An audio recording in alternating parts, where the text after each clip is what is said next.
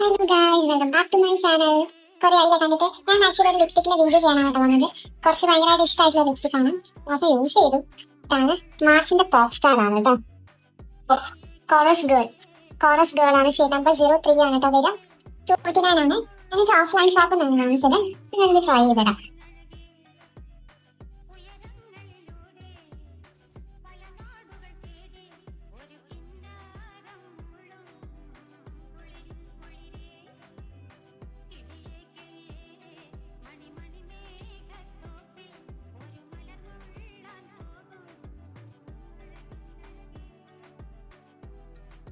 I like it guys. കൊള്ളാം.